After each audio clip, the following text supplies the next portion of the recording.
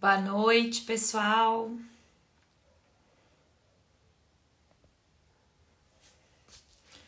Boa noite. Bem-vindos a mais uma live aqui da Laser. Hoje o nosso tópico é bem interessante. A gente vai falar sobre anamnese. Não sei se vocês já ouviram isso, lógico que sim, mas em alguma live, né, com esse tópico.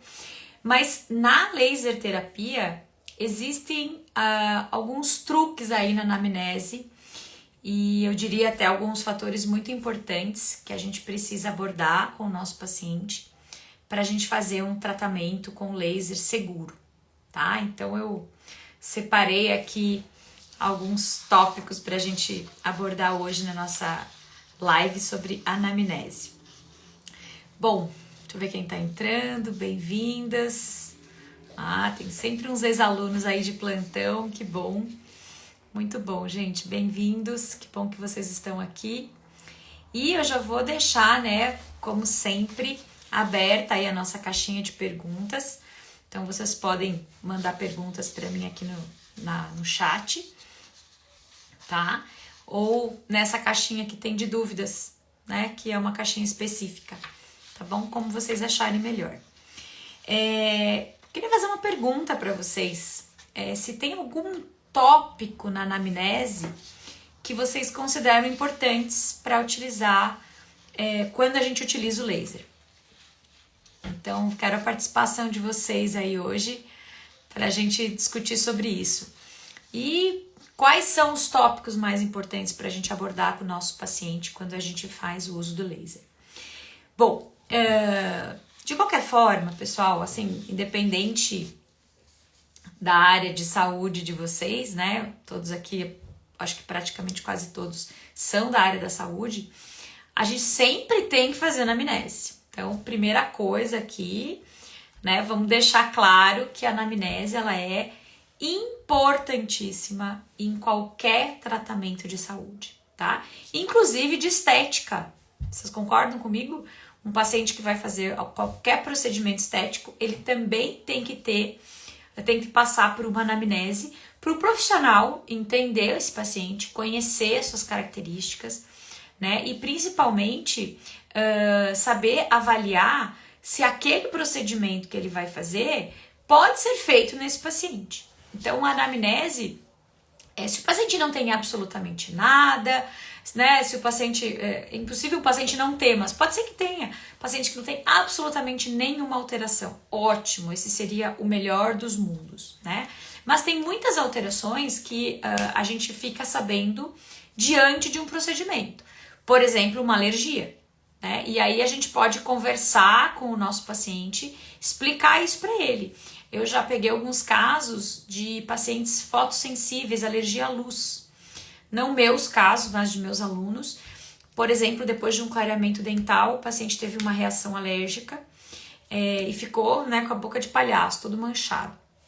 Claro que depois isso tem alguns produtos de clarear que acaba saindo. Mas como que a gente vai saber que o paciente é alérgico? Só a partir da primeira alergia. Então, tem alguns tópicos que a gente não consegue evitar, apesar de uma anamnese bem feita. No entanto, a maioria das coisas, se a gente fizer uma anamnese, a gente consegue prever, a gente consegue adiantar um prognóstico, né, se a gente já tem um pouco mais de experiência clínica. E também, gente, a gente sabe com quem a gente está lidando. Então, quando a gente pensa em anamnese, o que é? É a gente conhecer o nosso paciente e conhecer essa lesão. Às vezes, a gente não sabe o que o paciente tem. E na anamnese, nos fatores que a gente vai ler na anamnese e aquilo que o paciente vai nos relatar sobre os seus sintomas, a gente consegue chegar num diagnóstico ou num norte para chegar num diagnóstico clínico, tá? Então, é muito importante a gente ter uma anamnese bem feita, tanto para a gente conhecer o paciente, conhecer a lesão, pensar sobre os possíveis fatores causais e, principalmente, fechar o diagnóstico, tá? Quando a gente usa o laser, a gente está utilizando uma luz, na laser terapia pelo menos, é uma luz de baixa intensidade. E essa luz em baixa intensidade, teoricamente, ela não pode causar nenhum malefício. Ela não corta, ela não tem efeito térmico, tá? Ela tem um efeito de modular o processo inflamatório, se estiver acontecendo um processo inflamatório. Se o paciente não tiver absolutamente nada, a gente vai fazer a luz e nada vai acontecer clinicamente. E essa luz, que aparentemente pode ser sem nenhum efeito, se ela for aplicada, por exemplo, sobre um produto que o paciente passou na pele, esse produto pode ser fotossensível, ele pode degradar e pode manchar a pele do paciente. Opa, como é que eu vou saber se o paciente passou algum produto na pele antes de fazer o laser? Eu vou perguntar na minha anamnese, né?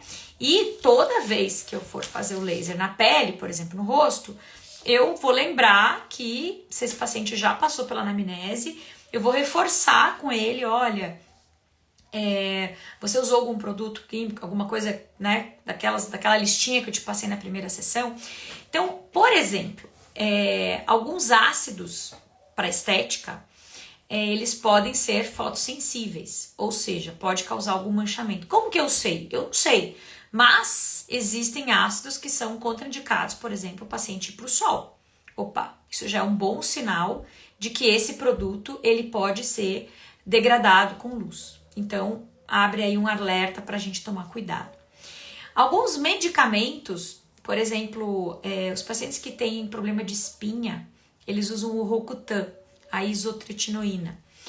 Essa substância, ela é fotossensível, ela é quebrada e pode causar manchamentos.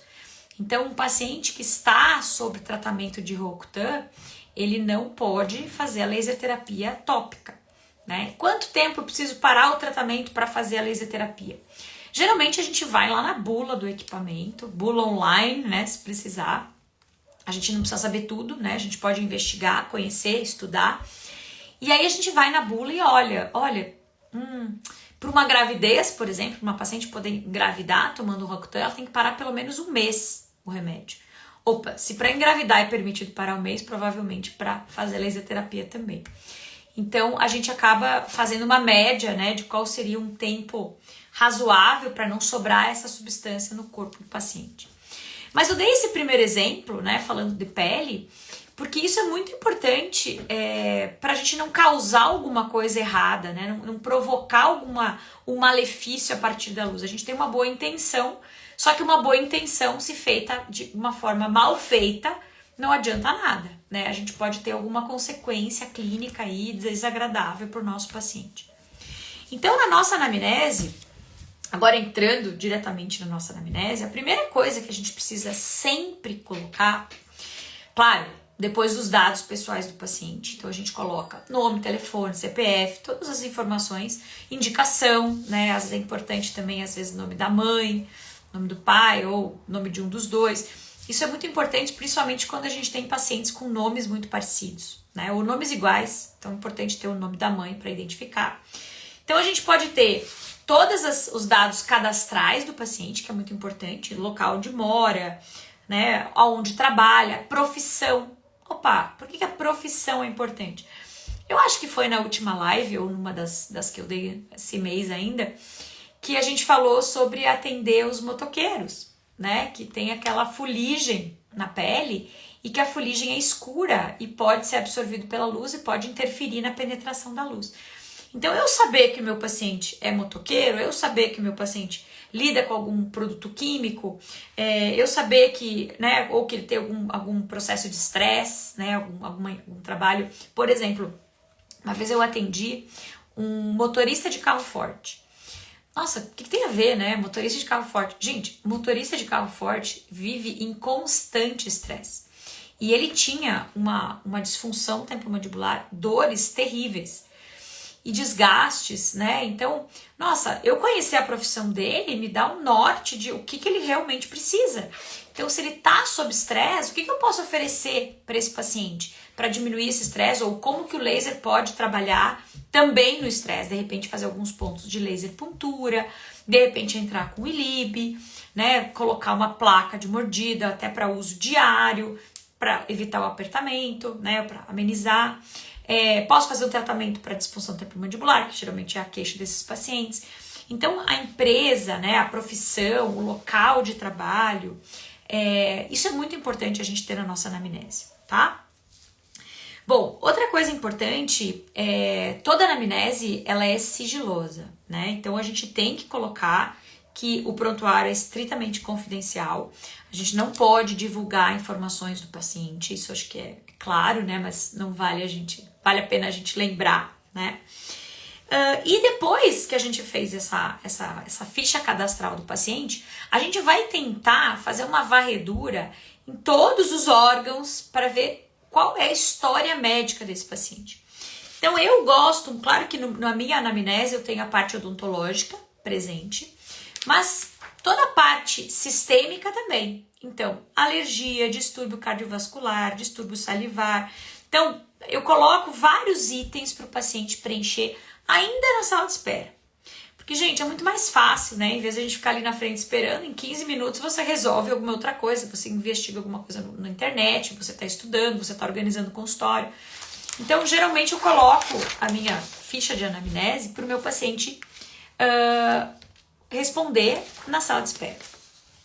Então, essa parte aqui, por exemplo, alergia, reação alérgica a algum medicamento, se já fez anestesia odontológica, no meu caso, que eu sou dentista, se tem alergia a alimentos, se tem algum problema alérgico geral, né, algum bicho, alguma coisa assim. Distúrbio cardiovascular, como é que tá a pressão, se sangra muito, como corta, se já teve algum infarto, algum AVC, alguma outra coisa. Distúrbios salivares, a gente também coloca. Hipersalivação, hipossalivação, saliva normal, algum distúrbio hepático, distúrbio renal, distúrbio sanguíneo. E aí você vai dando um guia para o paciente para ele lembrar o que é. Às vezes a gente tem que colocar de uma forma que o paciente entenda, tá? Então, por exemplo, em vez de colocar um distúrbio de sangramento específico, a gente coloca: sangra muito quando se corta? Sim ou não? Né? Então, você já ajuda o paciente a saber responder. Se tem diabetes, se tem, né, dentro dos distúrbios endócrinos, se tem diabetes, tem problemas de tireoide, se teve algum outro problema endócrino, distúrbios gastrointestinais, né, neurológicos, doenças transmissíveis, distúrbios de ATM, e aí pode ter algumas perguntinhas, depende da sua profissão, se você for dentista tem que detalhar um pouquinho. Distúrbios oftalmológicos, então aqui entra o glaucoma, distúrbios nos ossos, nas articulações, distúrbios respiratórios, é importante. Aí entra na parte neurológica o estresse. A gente pode questionar sobre o sono do paciente, como que tá o sono, principalmente quem faz ILIB. É muito legal a gente ter o relato de como é o sono do paciente. E aí vale umas 5 minutinhos aí de conversa para o paciente relatar para você como que é o sono, tá? O que mais? E aí entra numa parte, pessoal, que são os antecedentes familiares. Nossa, mas o que eu quero saber? Quem morreu de câncer, quem morreu de diabetes, quem teve infarto, quem teve hipertensão? Eu preciso saber, gente, porque às vezes eu sou a pessoa que vai diagnosticar em primeira mão alguma coisa nesse paciente. E pode ser uma doença que não é da minha área, tá? Então é muito importante eu entender, olha, ele já teve, né, tem antecedentes familiares aqui com diabetes.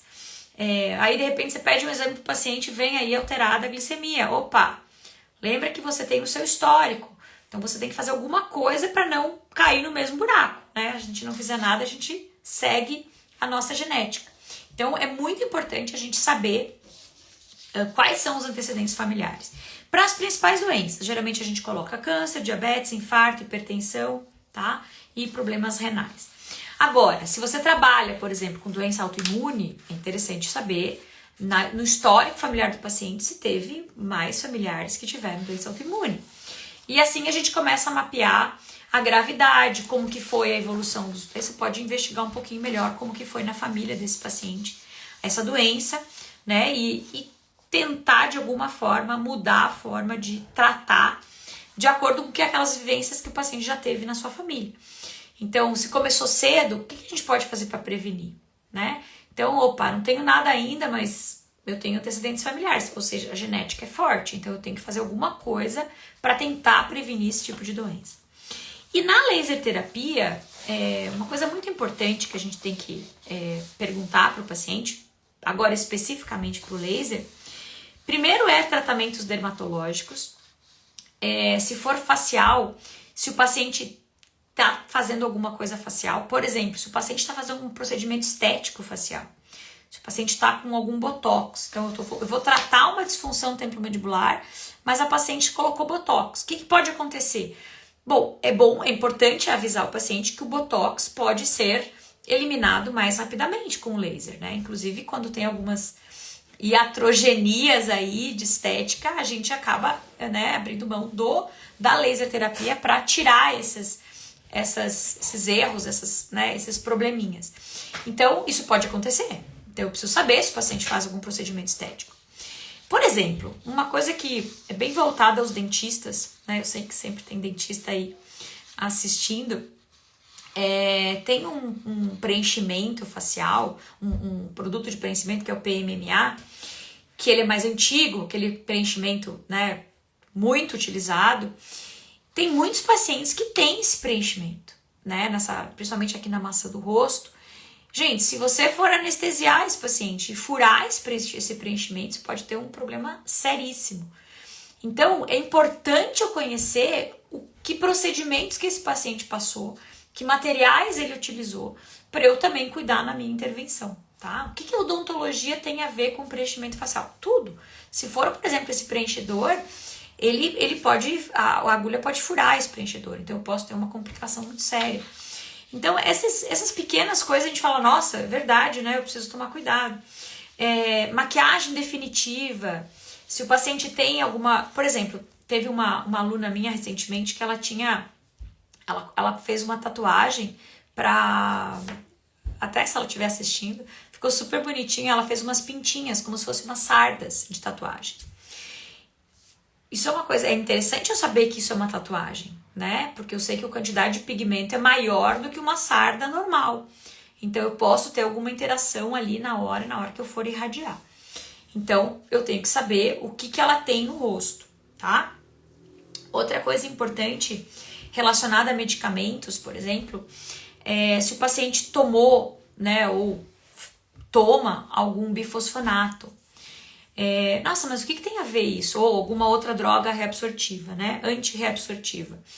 Gente, os bifosfonatos, pelo menos na odontologia, e não só na odontologia, né? Em outras áreas. Por exemplo, ele é um medicamento, só para explicar aqui, né? Abre parênteses.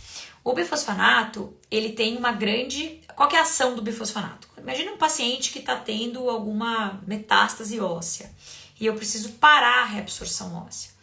Então,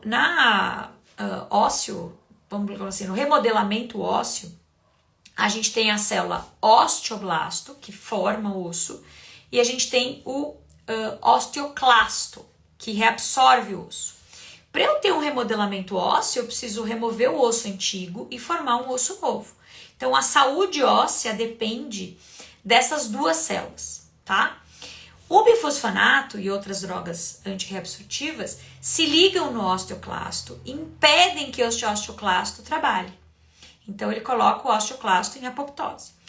Ou seja, eu não vou mais ter reabsorção óssea. Só que, para eu ter uma dinâmica de saúde óssea, eu não vou ter nova formação óssea se eu não tiver reabsorção. Então, eu paro o meu metabolismo ósseo. Agora, vamos lá. O que isso tem a ver? Os bifosfonatos, eles têm uma afinidade por se ligar na mandíbula e na maxila e nos ossos da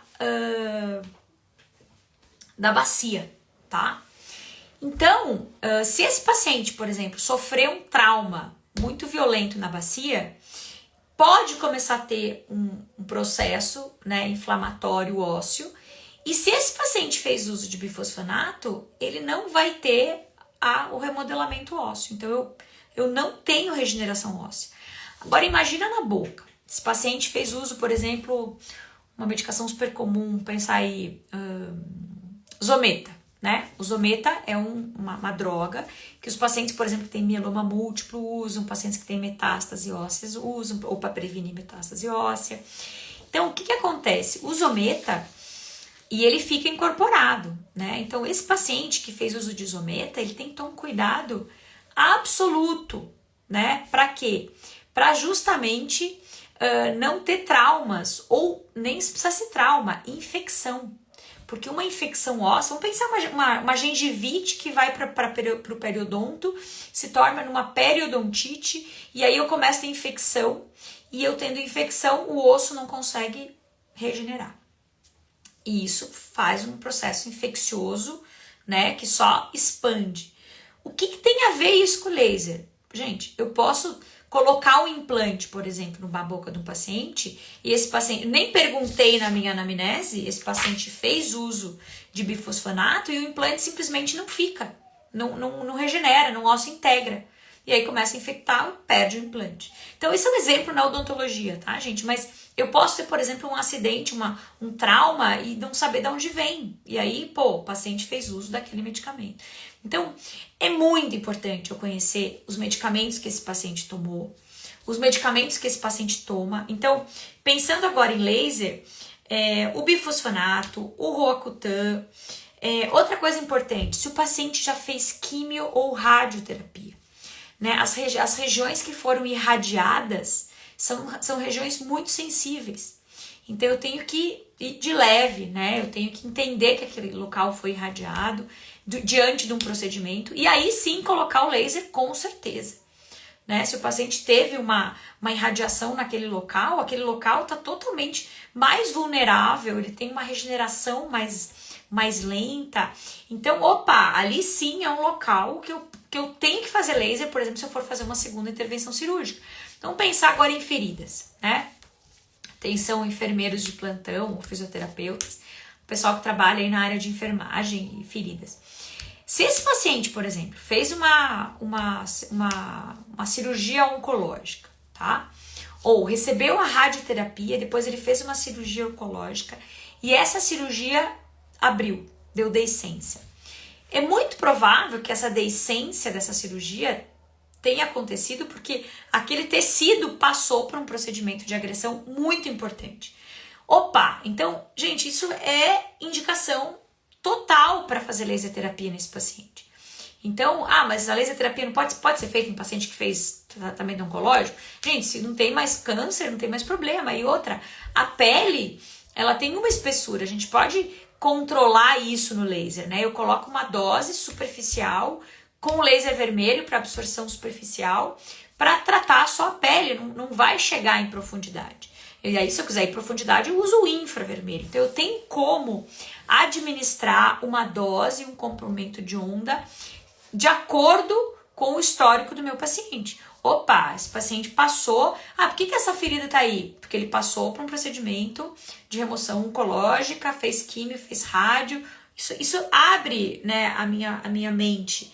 Legal, então eu vou entrar com o laser aqui de uma forma mais superficial, né, para tentar e ajudar a fechar essa ferida de vez, porque às vezes o paciente faz uma cirurgia oncológica, só que não consegue fechar a cicatriz.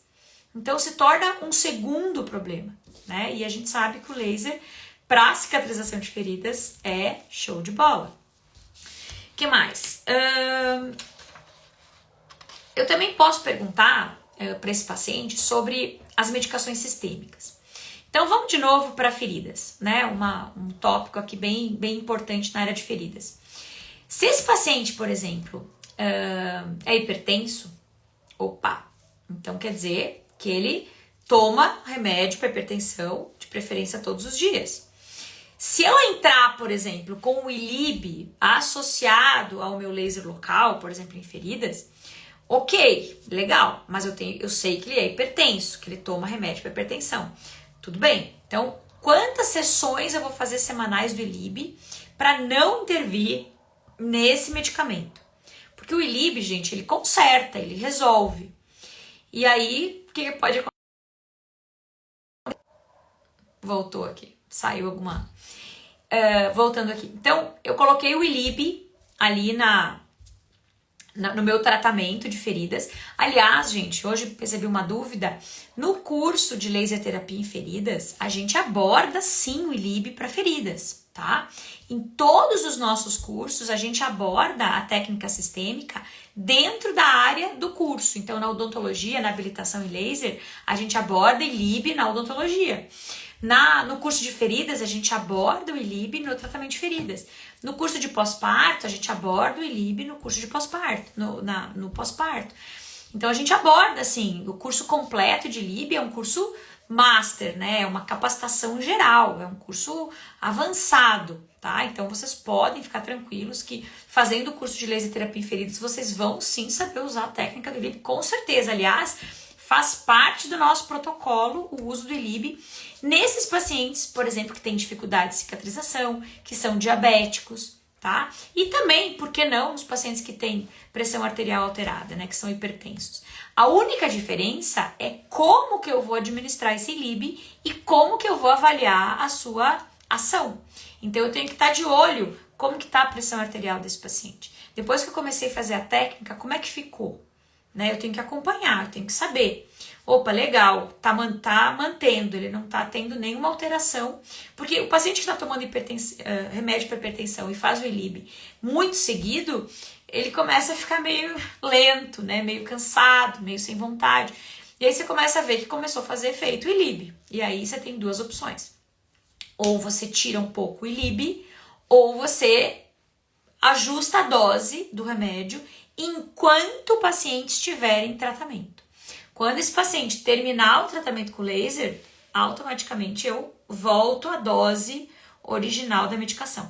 Agora, se eu não sei disso, se eu não fiz uma anamnese bem feita, como que eu vou fazer para avaliar os efeitos?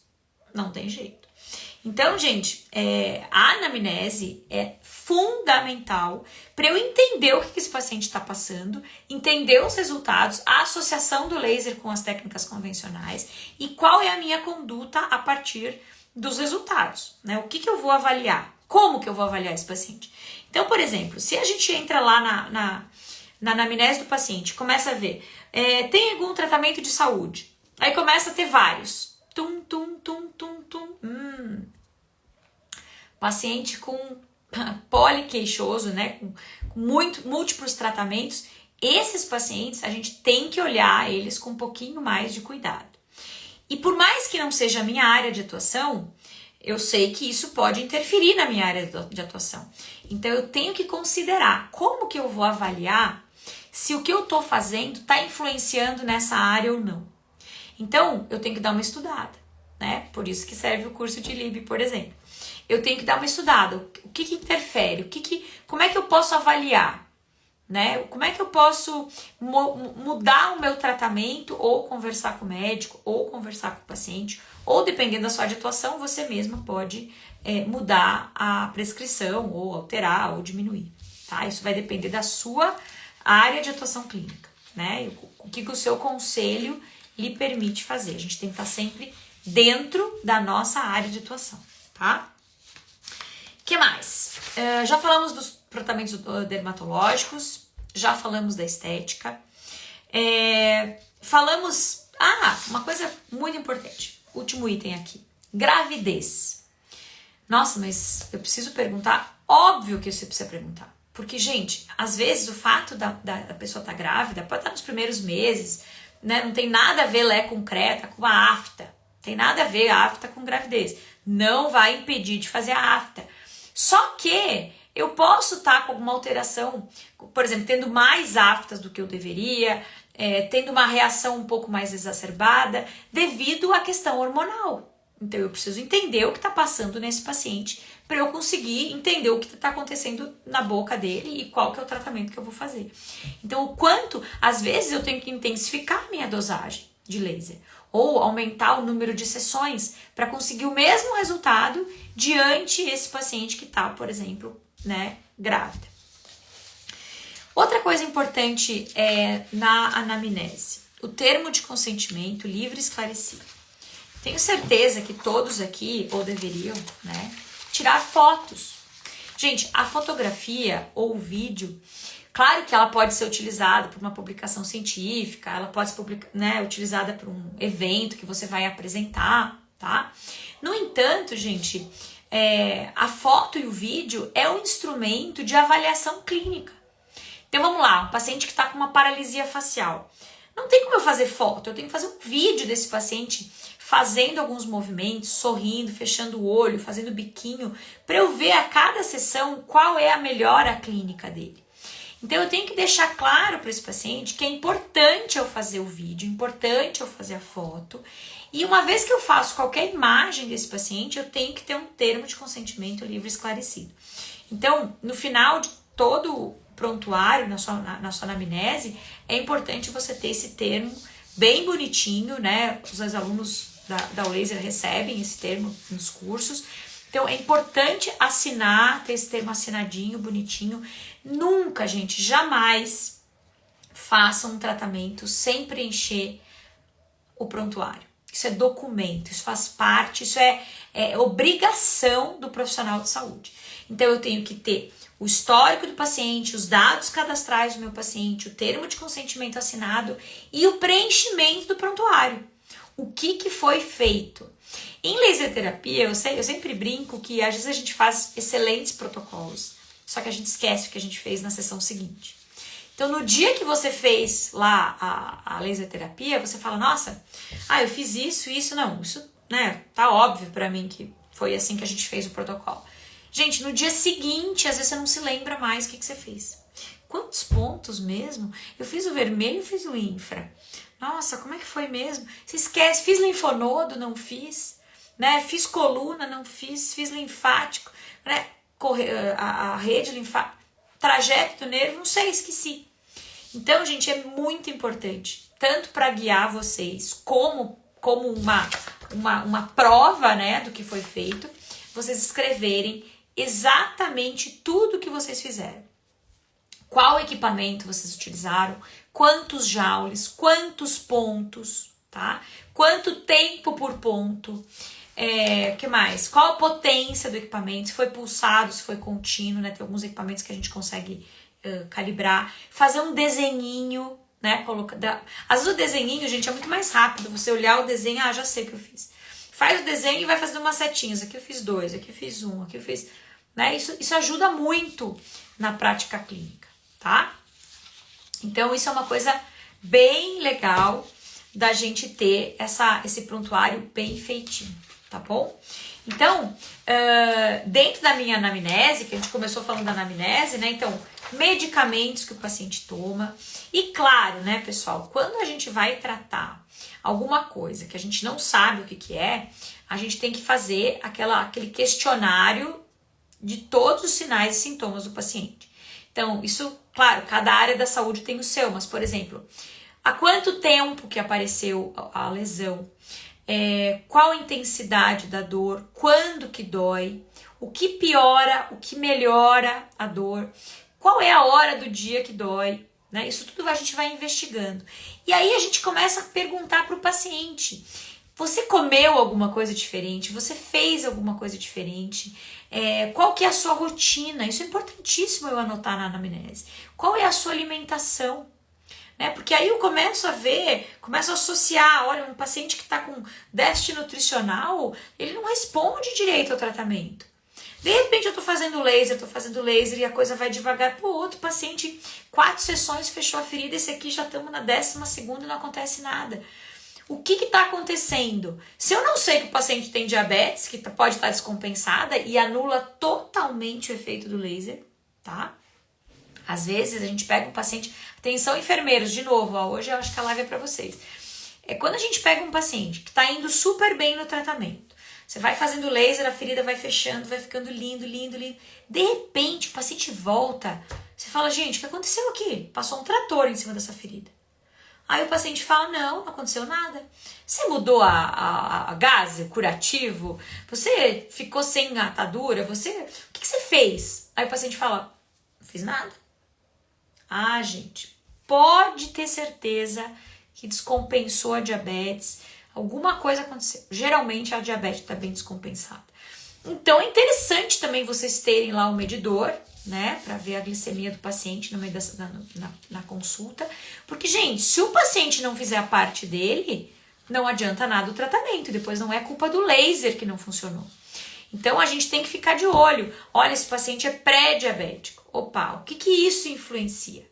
Ou esse paciente é diabético, tá? Esse paciente tem alergia a tal coisa. Opa, se ele tem tanto... Se é um paciente cheio de alergia, às vezes até a cobertura que você vai usar naquela ferida é um fator de piora do quadro clínico. E não tem nada a ver com laser, tá? Mas eu consigo associar se eu tiver uma anamnese completinha com essas pistas, né? O que está acontecendo aqui, né? As informações que o paciente está me dando, está batendo com o resultado clínico que eu estou vendo a cada sessão ou não, tá? Então é muito importante. E eu sei que tem alguns profissionais, isso é uma das coisas que também a gente faz muito na laser, a gente preconiza os cursos para profissionais de saúde, né? Porque é importantíssimo o profissional de saúde ter uma anamnese. E tem algumas faculdades, alguns cursos de graduação que não dão aula de anamnese, não abordam isso. Então, nessas graduações, a gente entende que não tem um preparo aí para tratar um paciente de forma local com efeitos sistêmicos. E isso, gente, é uma coisa, até comentei com vocês na última live, que a gente ia abordar nessa live, que é o seguinte, os efeitos do laser, a maioria deles é local. Então, eu estou fazendo laser na minha mão, eu tenho efeito aqui, certo? Só que muitos trabalhos científicos mostram que fazendo laser na mão, no local, eu consigo ver os resultados e os efeitos sistemicamente. Eu consigo ver melhora nos mediadores inflamatórios sistêmicos no sangue. Eu consigo ver superóxido desmutase no sangue, né, aumentada. Eu consigo ver esse resultado local no sistêmico. Então, por mais que você esteja tratando, atenção podólogos, a unha do pé do paciente, né, ou uma ferida no pé do paciente, o laser vai ter efeito sistêmico, vai interferir em alguma coisa. E se esse paciente toma medicamento, esse medicamento pode começar a sobrar, esse paciente pode começar a ter sinais e sintomas, ele pode, por si só, sozinho, né, parar de tomar algum medicamento, porque ele viu que aquele medicamento não precisava mais. E aí terminam as sessões da podologia, terminam as sessões do laser, e esse paciente não volta a tomar o remédio. Se for um caso, por exemplo, de uma hipertensão, esse paciente pode ficar desassistido de medicamento e pode ter uma crise hipertensa. Essa crise pode gerar, por exemplo, um AVC nesse paciente, um aneurisma, e é muito pior. Então, às vezes, a gente acha que não tem a ver o LecoCre, mas tem tudo a ver. Por isso que, mesmo que você esteja fazendo um atendimento local, você precisa conhecer esse paciente de forma sistêmica. Porque o laser tem ação sistêmica, mesmo se você fizer ação local. E mais ainda, se você fizer o laser sistêmico, né? Fizer o ILIB, o laser sanguíneo. Então, mais ainda, porque aí sim você está focando no efeito sistêmico. E vai reverberar em toda a saúde do paciente. Não importa que você está tratando, sei lá, um pós-parto, né? Para melhorar a cicatrização. Se a paciente está no pós-parto e ela tem doenças de base, isso vai reverberar nas doenças de base. Às vezes reverbera de uma forma positiva, ok? Só que às vezes existe essa coisa do parar de tomar algum remédio que é necessário manter ou ajustar durante o laser, tá? Eu não quero assustar ninguém aqui, pelo amor de Deus. Acho que o conhecimento, ele é muito importante, mas eu tô alertando a todos a importância da gente ter uma anamnese bem feitinha, de a gente conhecer o paciente, conhecer as doenças que ele tem, os medicamentos que ele tem e o que tudo isso pode interferir no meu tratamento, independente da área de saúde, tá? Então, esse que é o meu alerta hoje, tá? E cuidar com esses, né, que a gente conversou aqui no começo da live, esses pequenos tópicos na anamnese que a gente tem que abrir o olho quando a gente faz a laser terapia, tá bom? Deixa eu ver se eu esqueci alguma coisa aqui que eu anotei pra gente falar. Ah, uma coisa importante. Às vezes, o paciente toma algum remédio que a gente não faz a mínima ideia que remédio é esse, tá? Isso é bem comum acontecer. O que vocês vão fazer nessas horas? Ou vocês, na hora, na frente do paciente, dá um Google, procura lá nas bulas, né? Vai lá ver o que remédio é aquele. Ou pergunta pro paciente, se o remédio aqui você toma pra quê? Ah, você toma pra isso, legal. Faz tempo que você toma? Quanto tempo? Ah, acabei de começar a tomar o remédio. Acabei de começar, olha, foi a primeira cartela. Opa, isso é um bom sinal, né? Que se tiver alguma, tirar alguma alguma medicação que seja as que estão acabando de ser introduzidas, né? Agora, esse paciente usa uma medicação faz tempão, é crônico, opa, é mais complicado a gente remover. E outra, eu não sei se eu posso remover, vai depender da minha área de atuação clínica. Eu posso provavelmente conversar com o paciente para conversar com o médico ou ligar diretamente para o médico, tá? Então, eu preciso estar de olho nisso, certo? Que mais? Deixa eu ver se tem mais alguma coisa. Olha, até vacina, às vezes a gente está incluindo agora na anamnese, tá, gente? Principalmente as vacinas de Covid. Tomou vacinas? Quantas vacinas? Quantas doses? Teve reação? Não teve. Por quê? Olha, gente, a gente não sabe muita coisa das vacinas. A gente só sabe que foi muito bom, né? Terem todo mundo se vacinado para a gente conseguir voltar à vida normal. Mas alguns pacientes, eles reagem diferente à vacina, né? E a gente sabe disso. E tá tendo algumas miocardites, algumas doenças vasculares associadas com as vacinas. Então é sempre bom a gente saber qual vacina o paciente tomou, né? Que tipo de vacina, quanto tempo faz que ele tomou a vacina, quantas doses da vacina. Então hoje eu particularmente incluí, depois que começou a ter essa onda de efeitos aí pós-vacina, eu incluí isso na minha anamnese e eu acho perfeito, né? Eu tô conseguindo até associar algumas coisas que eu suspeito ser vacina. Não posso tirar nenhuma conclusão ainda, acho que ainda é cedo, ninguém pode, mas é importante a gente relatar no histórico do paciente, tá? Pode ser que isso tenha algum valor em algum momento, então é muito importante, tá? Deixa eu ver se eu esqueci de alguma coisa que eu coloquei aqui relacionado com a laser terapia. Tá. Tem uma dúvida que todo mundo me faz, do tipo assim, se eu tô de maquiagem, posso usar o laser na pele? Olha, pode, tá? Agora, às vezes, isso pode ser um detalhe que pode influenciar na dosimetria. Então, vocês têm que avaliar clinicamente. Se tá tendo resultado clínico, provavelmente não precisa fazer nada. Agora, eu tô tendo alguma dúvida aqui, não tá tendo um resultado clínico tão legal. Claro que eu tenho que olhar na dosimetria, claro que eu tenho que olhar no paciente, claro que eu tenho que olhar na doença sistêmica do paciente se não está interferindo. E, de repente, no caso que eu contei no começo da live, a questão do motoqueiro, tirar a fuligem vai melhorar a absorção da luz. Sempre lembrando que a luz, ela precisa atravessar a pele, né, os tecidos para chegar no tecido-alvo. Então, essa logística que é o mais importante. Como que eu estou colocando energia naquele tecido e se a energia está chegando de forma suficiente a ter resultado clínico. De novo, isso é individualização de dose. Não tem um protocolo padrão para todos os pacientes. Quem procura protocolo padrão não vai ter muito, pode até funcionar, mas chega uma hora que o tratamento para de funcionar porque não é aquele protocolo para aquele paciente, tá? Então, a gente tem que saber padronizar o protocolo pro paciente, tá bom? Bom, pessoal, agora eu vou responder as dúvidas de vocês, tá? Então, agora eu vou dar uma voltadinha aqui desde o começo da live e agora eu vou me dedicar. Quando eu tô falando, tá, gente, eu não consigo ler ao mesmo tempo, então agora que eu paro para ler, tá bom? Então, vamos dar uma olhadinha aqui nas perguntinhas. Quem quiser mandar pergunta agora, pode mandar. Temos ainda 15 minutinhos. Agora alguém está complementando. Tamanho da cirurgia, intensidade de dor, perfeito. Tudo isso tem que entrar na anamnese. Quem faz pós-operatório pode incluir mais tópicos na anamnese, né? Pode incluir, inclusive, qual fio de sutura foi utilizado. O paciente pode ter uma alergia, por exemplo, tá?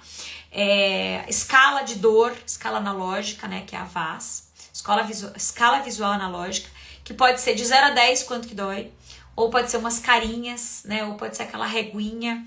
Então, usem a melhor escala para o seu paciente. Eu gosto muito da 0 a 10. De 0 a 10, quanto que dói? 0 é zero dor, 10 é a pior dor do mundo. Quanto que tá doendo, tá? Aonde que dói, né? O local. Se tá vermelho, se não tá.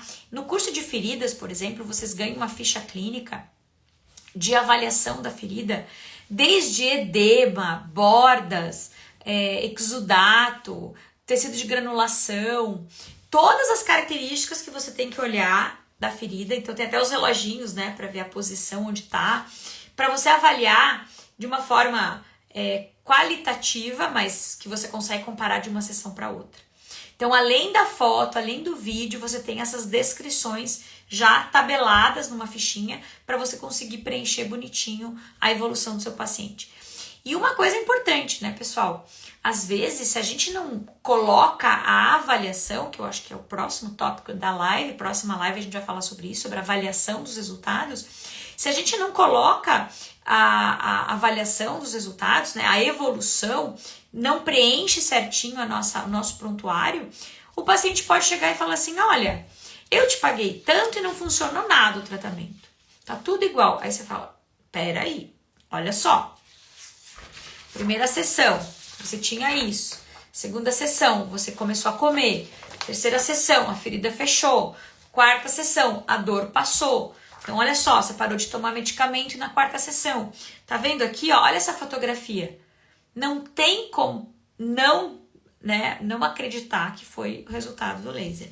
Então, para quase tudo a anamnese é importante. Inclusive para isso, para você se resguardar, né? E para você provar que o seu tratamento teve efetividade para o seu paciente, tá bom? Quando a gente... E outra, gente, a gente vai ver, já tô fazendo spoiler para a próxima live. Mas, às vezes, o paciente... É que nem quando a gente... Agora eu acabei de mudar de casa. A gente se acostuma muito rápido com as coisas boas, né? Quando a gente melhora, a gente se acostuma muito rápido. A mesma coisa com a sintomatologia. Se você tava só tomando água ao mesmo tempo, de repente você para de precisar tomar água, você esquece que antes você precisava tomar água para engolir, por exemplo. Ou você esquece que antes você não conseguia botar o pé no chão. Você esquece que antes, cada vez que você abria a ferida, estava cheio de exudato. Então, o paciente, ele esquece o que aconteceu no começo. Então, eu preciso anotar todas as queixas do paciente, tudo que ele estava sentindo, para conseguir avaliar. Então, isso é spoiler da próxima live, tá bom? Deixa eu ver o que mais aqui o pessoal escreveu. Bastante enfermeiros, muito bem. Pessoal, tem curso de feridas agora, em agosto. Então, quem quiser, eu acho que tá no lote 2 de valor, tá? Alguém perguntou, isso só o laser pontual ou ilibe também? Ai, doutora Lauren, agora eu vou ter que pedir ajuda aqui para você reformular essa pergunta, porque agora eu não sei qual é o tópico que a gente estava falando no momento que você fez a pergunta.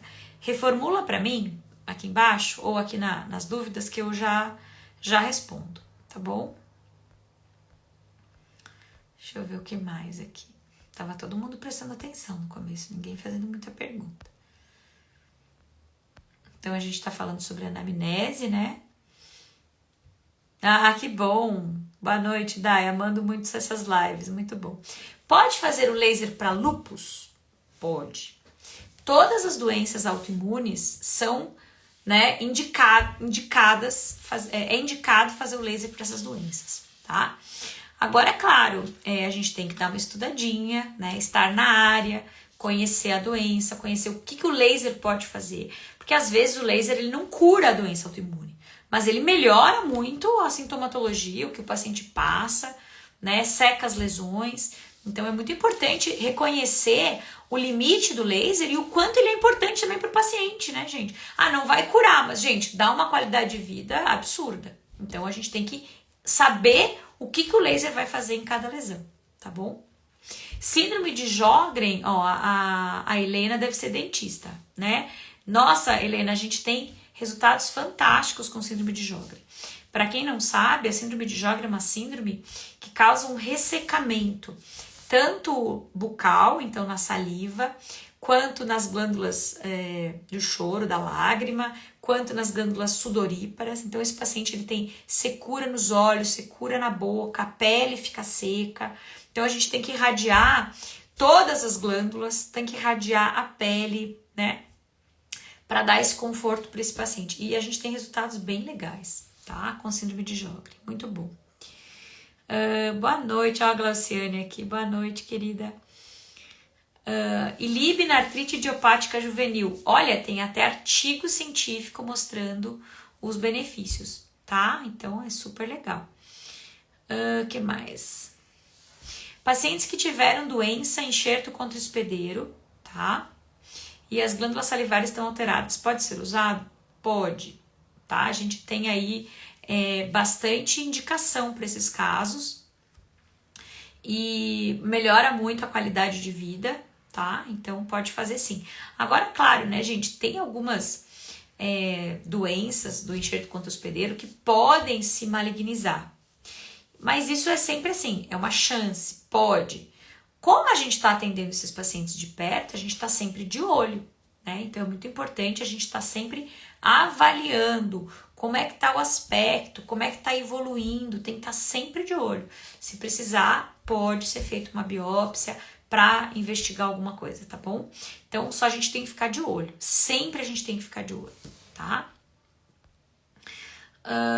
Qual a relação do ILIB com o sono? Olha, o ILIB, ele tem uma relação direta no equilíbrio do pH sanguíneo, tá? E o equilíbrio do pH sanguíneo, ele que dita o funcionamento de alguns hormônios, por exemplo. E o sono, ele é controlado por alguns hormônios. Então, a gente tem aí um controle, né, um equilíbrio hormonal indireto que é causado pelo ILIB, tá? Então, essa é uma das teorias relacionadas com o sono. E é incrível, gente, como tem pouca literatura sobre o sono e muita casuística clínica mostrando os efeitos do ILIB no sono. Quase que todos os pacientes que fazem o ILIB, a primeira coisa que eles mostram, claro, se eles tiverem alguma alteração de sono. Se o paciente não tiver nenhuma alteração de sono, ele não vai perceber absolutamente nada, tá? Uma das primeiras coisas que a gente percebe é essa alteração, essa melhora do sono. Melhora tanto da qualidade do sono, a duração do sono, a questão a indução do sono também pode ser melhorada. Então, o paciente pega no sono mais facilmente, tá? E também no descanso, parece que o paciente descansou realmente. Então, é bem legal essa relação do ILIB com o sono, tá? O ILIB também acelera a absorção do Botox? Olha, a minha opinião é que sim, mas a gente não tem nenhum caso, pelo menos eu nunca fiz um caso que a gente tenha feito só o ILIB para acelerar a absorção do Botox. Toda vez que a gente quer tirar algum efeitozinho, né, alguma, sei lá, uma ptose, alguma outra coisa, a gente acaba fazendo local. Mas a gente tem alguns casos que o resultado foi bem legal quando a gente associou as duas coisas, o local com o sistêmico, tá? Com o ILIB. Tá bom? Deixa eu ver o que mais. É isso aí. Na verdade, a gente tem aí o Zometa, ele para de ter a reabsorção. E aí, gente, aqui tem uma coisa bem séria que tá acontecendo. Às vezes a paciente, por exemplo, as mulheres, estão tendo uma osteopenia, né? Uma perda óssea relacionada à falta de cálcio, outras coisas, falta de exercício físico, deficiência alimentar. E às vezes a gente está vendo bem comumente agora os médicos prescrevendo algumas drogas antirreabsortivas para parar a reabsorção óssea. Só que é aquela coisa, né? Tá bom, o exame mostrou que parou a reabsorção, porque eu acabei de colocar todos os osteoclastos em apoptose, mas eu não curei a doença, eu não interferi, eu não melhorei a dieta dessa paciente, não aumentei a inserção de cálcio, a absorção de vitamina D, eu não contribuí para a causa da doença. Eu tô tapando só com a peneira, eu tô vendo que nos exames parou de ter reabsorção óssea. E eu tô colocando essa paciente em risco e às vezes o paciente não tá sabendo o risco que ele tá correndo. Então, uma paciente que toma, por exemplo, aí o paciente pensa assim, o que tem a ver o remédio que o meu ginecologista deu para uma osteoporose, para evitar a osteoporose, com o meu implante da boca? Tudo a ver. Aí essa paciente faz o uso do remédio e aí faz o implante não fixa, não cai. O que tem a ver uma coisa com a outra? Tudo. Porque esse remédio, ele tem ação nos ossos. Então, gente, e a gente tá vendo muito ginecologista prescrever, assim, indiscriminadamente esses remédios, só porque o paciente tá com osteopenia. Então, assim, a gente tem que abrir muito o olho, né? O que a gente tá tomando, por que a gente tá tomando, quais são os efeitos colaterais desse remédio, tá? Porque o remédio é milagroso para algumas doenças. Por exemplo, um mieloma múltiplo, um paciente que tem câncer, está com metástase óssea. Nossa, os bifosfonatos foram assim revolucionários para parar a doença. No entanto, sempre tem algum efeito colateral. Então, esse paciente ele vai ficar quase que impedido de fazer alguma extração dental, de fazer alguma coisa, né? E pode ter outras intervenções não odontológicas que também podem se influenciar. A gente tem que estar sempre de olho. Tá bom? Ou, por exemplo, teve uma lesão, uma ferida, um trauma e teve exposição óssea. De repente, dependendo do remédio que o paciente está tomando, essa exposição óssea não fecha. Olha, uma medicação que um monte de gente toma, que é, por exemplo, a dexametasona, tá? Os corticoides. Gente, os corticoides, eles dificultam a cicatrização. Eles atrapalham a cicatrização. Então é interessante a gente saber se o paciente está tomando corticoide, porque a regeneração desse paciente vai ser debilitada, vai ser diferente. Então eu preciso saber se ele está tomando corticoide ou não, né? Assim como se o paciente fuma, o cigarro, é provado que o cigarro atrapalha a cicatrização. Uma paciente faz uma cirurgia plástica, fica maravilhosa e não para de fumar. Gente, dá deiscência na sutura. O que aconteceu? A cirurgia foi ótima, o médico é ótimo, a enfermeira que fez o cuidado é ótima, mas o paciente não parou de fumar. Então, o que tem a ver o meu cigarrinho com a minha barriga? Tudo a ver, né? Agora, até, já que a gente entrou nesse assunto, vou até fazer um apelo. Qualquer intervenção cirúrgica, o paciente vai fazer um transplante renal, o paciente vai fazer qualquer cirurgia sistêmica, né, ou de órgãos internos. Gente, se esse paciente tiver uma infecção bucal, essa infecção bucal pode atrapalhar toda a cirurgia. Esse paciente pode ter uma febre, pode entrar em septicemia, pode ter muita coisa, uma endocardite bacteriana, pode ter um monte de coisa. Então, atenção profissionais de saúde. A saúde tem que ser o corpo todo. Se eu tiver uma infecçãozinha aqui no dedão do pé ou na boca, eu tenho que tomar muito cuidado com qualquer tipo de cirurgia, porque as bactérias se espalham e vão para a corrente sanguínea, tá? Então, tomar muito cuidado. A gente tem que olhar o paciente como um todo. Então, a paciente está tendo febre. Peraí, que febre, gente, infecção? O que está acontecendo com esse paciente? Eu preciso investigar, né? E às vezes eu tenho que abrir a boca do paciente para descobrir a causa da febre na UTI. Então, aí os intensivistas de plantão, quem trabalha, às vezes estão procurando a causa da febre no paciente, não sabe o que é, abre a boca do paciente, né? Muitas vezes a causa é bucal. Ou vai ver a unha do paciente. Olha a importância da podologia num paciente que está com alguma doença sistêmica, que está internado no hospital, né? Se a unha estiver cheia de fungos, aquilo ali pode sim chegar na corrente sanguínea. Então, a gente tem que olhar o paciente como um todo. Todas as áreas da saúde são importantes, né? A gente precisa unir todas as áreas e olhar o paciente como um todo, tá? O que mais? Acho que o pessoal gostou aí do que eu falei. Estão me mandando uns coraçõezinhos. Obrigada. O Roacutan também, sim, a gente tem que tomar cuidado com o Roacutan. Eu já falei, né, da doença contra o hospedeiro.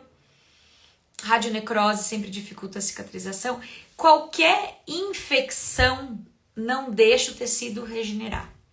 Então, por exemplo, às vezes, quando eu quero começar a tratar uma ferida, a primeira coisa que eu tenho que fazer nessa ferida é terapia fotodinâmica. Se eu fizer terapia fotodinâmica, eu já vou diminuir a carga microbiana e isso já dá um fôlego pro meu tecido regenerar, tá? E na radionecrose, ou, gente, numa osteomielite, né? Vamos sair da boca, vamos pro pé, vamos pro calcânio. Numa osteomielite, num osso exposto, eu tenho que trabalhar a infecção. Então, é terapia fotodinâmica, tá? Muito importante. Agora deixa eu dar uma andada aqui. A live vai ficar gravada sempre. Gestante pode fazer ILIB? Depende. Para uma gestante fazer ILIB tem que ter uma boa indicação, tá? Ela tem que estar com alguma coisa que indique o ILIB. Por exemplo, uma pré-eclâmpsia, uma alteração de pressão arterial que não está se controlando, uma pré-diabetes que está evoluindo de uma forma muito rápida.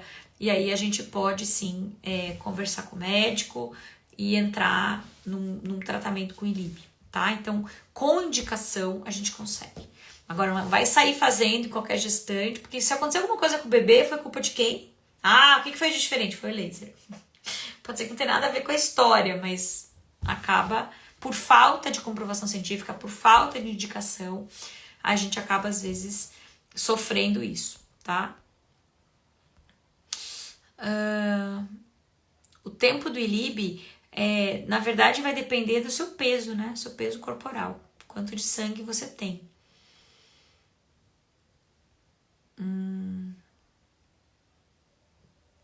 Que mais? Alguém respondeu alguma coisa aqui? Na falta de estudos, a gente tem que... Não necessariamente tudo que não tem estudo a gente não possa fazer, tá? O médico, o profissional de saúde, ele tem sim autonomia de utilizar algumas técnicas se para aquele paciente aquilo for indicado, tá? E tiver um raciocínio, um embasamento para aquilo acontecer, tá bom? Então, a gente tem que pesar, né? E ter responsabilidade de fazer aquilo que você entende e colocar, né? Os prós e os contras, o bom senso, porque às vezes a gente pode salvar uma vida, apesar de não ter um trabalho científico que comprove o uso de uma certa aplicação, tá bom? Então, a medicina faz isso, né? A todo momento, às vezes o médico tá com o paciente ali e ele improvisa algum tratamento, ele testa alguma coisa diferente, ele usa alguma coisa diferente, mas seguindo uma linha de raciocínio, tá? Como eu consigo a sua anamnese? A Nádia? Boa pergunta. Você manda um e-mail. Vamos mandar um e-mail. Eu vou colocar aqui, ó, o e-mail que vocês mandam. Eu mando para quem me mandar um e-mail. Vocês vão mandar um e-mail para contato@aulaser.com.br, tá? Coloca lá, por favor, coloca a sua profissão, tá? E a gente manda a anamnese para você, tá bom? Até se tiver alguma específica da sua área, eu posso te mandar também. Agora me perdi onde eu tava. Deixa eu voltar aqui. Ui. Cadê?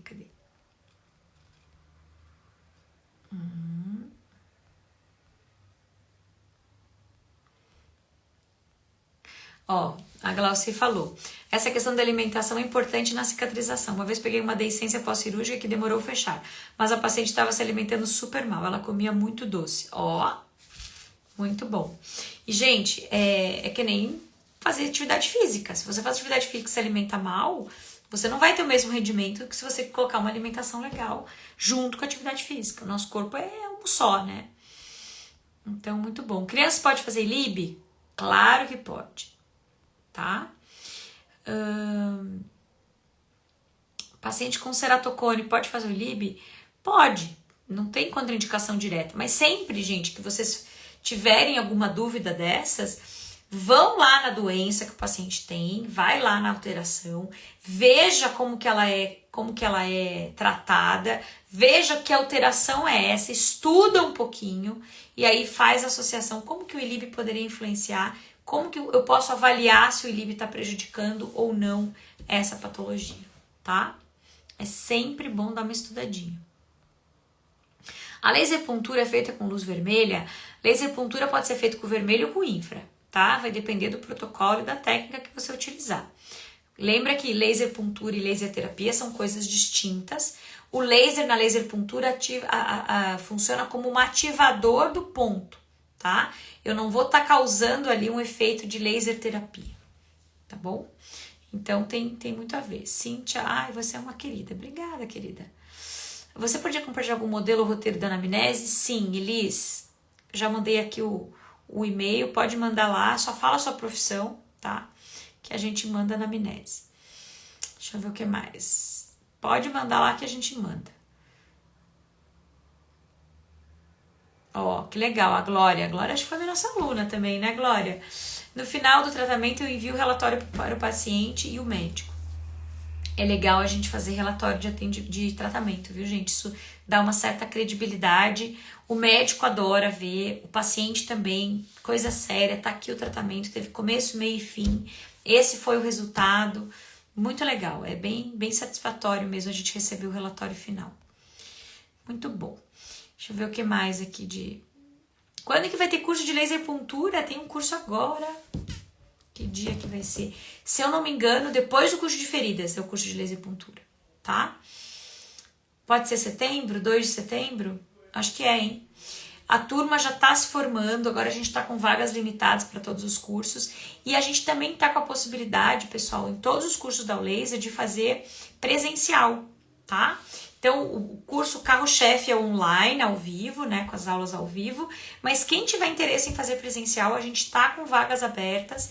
Aliás, a gente não vê a hora de voltar no presencial, a gente adora dar curso presencial.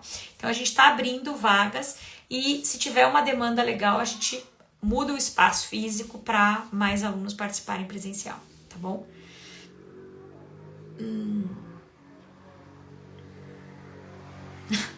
Doutora, por favor, fazer um curso de feridas no sábado e domingo. Olha, Laírce, deixa eu te explicar. Os professores também têm filhos e final de semana. E quando a gente pensa em fazer um curso, a gente não tem que pensar que curso não é trabalho. Curso é trabalho. Curso tem que ser dado em horário comercial, porque faz parte da nossa profissão o aperfeiçoamento técnico. E o final de semana, gente, ele é sagrado. Então, uma vez que vocês vão fazer um curso, falem com seus gestores, falem com seus chefes, falem com seus parceiros, falem para os seus pacientes. Olha, eu vou me aperfeiçoar tecnicamente e eu preciso estar descansado para isso. Então, eu tenho um final de semana antes do curso que eu vou descansar, vou fazer o curso, depois eu vou descansar de novo, vou ficar com a minha família. Então, a gente tem que começar a mudar um pouco o conceito que a gente tem que trabalhar e ainda fazer curso no final de semana. Não, o final de semana é para descansar, é sagrado. Às vezes a gente até faz uns cursos de sábado para facilitar, mas o certo seria a gente se ausentar do trabalho para fazer um trabalho de aperfeiçoamento. A gente é profissional de saúde, né? Então a gente não tem muita experiência com empresas, mas as empresas, por exemplo, gente, quando fazem treinamento com seus funcionários, quando fazem workshops, é tudo no horário de trabalho. Porque faz parte do trabalho a gente se aperfeiçoar tecnicamente. Uma live, por exemplo, deveria ser horário comercial. Né? Não devia ser agora à noite. Nós estamos falando de trabalho aqui. Né? A gente tinha que estar agora lá vendo a nossa série, tomando um vinhozinho com o marido, jantando com os filhos. Não, a gente está aqui trabalhando. Então a gente tem que começar a mudar esse conceito. Hora livre é para descansar. Horário comercial é para trabalhar. Né? Mas isso ainda demora um pouco para a gente começar a mudar esse mindset, né? Mas é o que a gente pensa, então a gente acaba seguindo essa linha de raciocínio, tá bom? Mas ó, eu vou dar uma dica para Laírce. Laírce, compra o curso gravado, se você tem dificuldade de fazer ao vivo.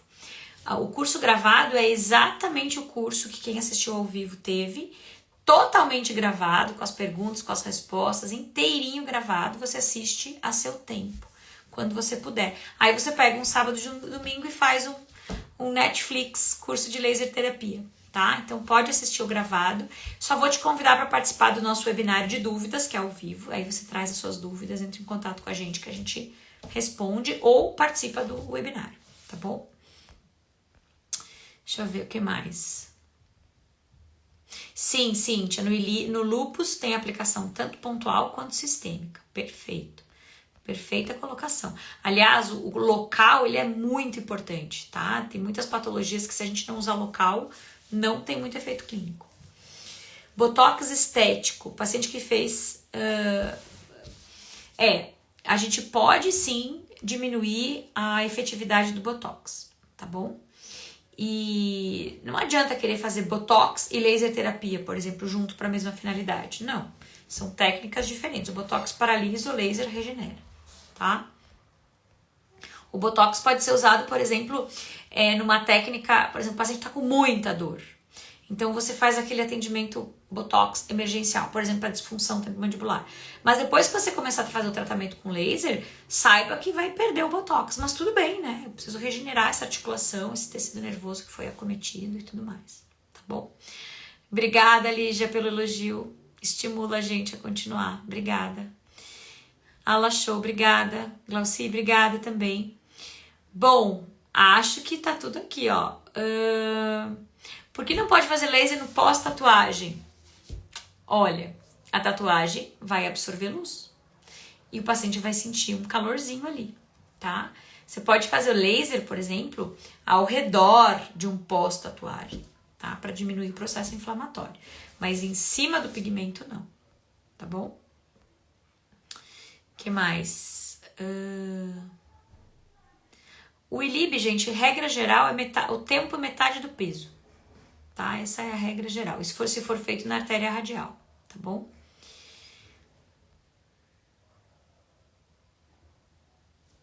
O problema de fazer COX da gestante, acho que até o COX até vai. O problema depende da potência do seu equipamento, porque se você irradiar o bebê pode estar olhando pro laser, né? O bebê pode estar bem assim com os olhinhos para baixo. Então, gestante a gente evita a região de barriga, coluna. Cox, acho que eu não faria, tá? Alguém falou que faz ILIB nas filhas. Opa, quem não? E nos filhos, no meu caso. Nas escaras, né? Eu sei que é uma dentista que tá perguntando, mas é legal de curiosidade. Gente, escara e laser é um negócio fantástico. Escara é aquela lesão de compressão, né? O paciente fica acamado por muito tempo, ou ele fica numa posição por muito tempo, e aí eu paro de ter a circulação sanguínea por pressão e acontece uma necrose tecidual, tá? E às vezes essa necrose também, né, possibilita a entrada de infecção e isso se torna um problema sério. Então, às vezes um paciente que ficou na UTI, que ficou em coma, muito tempo acamado ou cadeirante, né? Às vezes só de ficar sentadinho na cadeira pode desenvolver uma lesão por pressão, né, que é a escara. Então, a gente trabalha com laser para aumentar a microcirculação, cicatrizar e regenerar, tá bom? Gente do céu, já passou 15 minutos, preciso ir.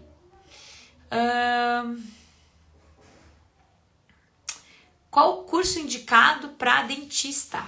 A habilitação em laser terapia da São Leopoldo Mandic, tá bom? Com certeza, é pelo CFO, pelo Conselho Federal de Odontologia, você fica portariada, então você pode anunciar que você é habilitada em laser, tá bom?